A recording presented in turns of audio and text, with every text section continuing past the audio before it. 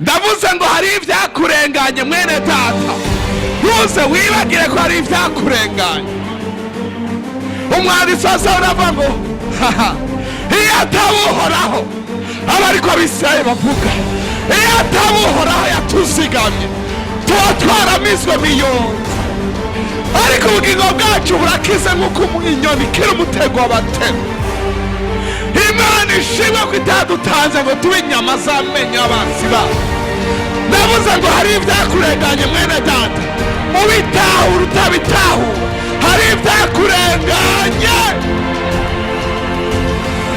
Urashobora kuba utarakira byose ubwo hari ibyakurenganye, birashobora kuba bitaratungana, hari ibyakurenganye.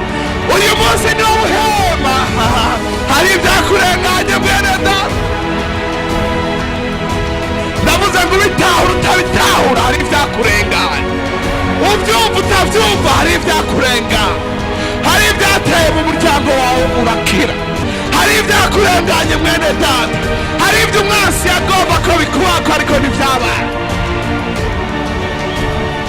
Uhoraho ni umwisigirwa, umushimire n'ibyo bikeya azokwereka byinshi. Amaso yawe atarabona, amatwi yawe atarumva, ubwenge bwawe butariyumvira.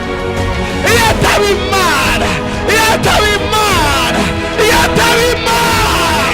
Ndavuze ngo hari ibyakurenganye mwene data, ntuze wibagire ko hari ibyakurenganye.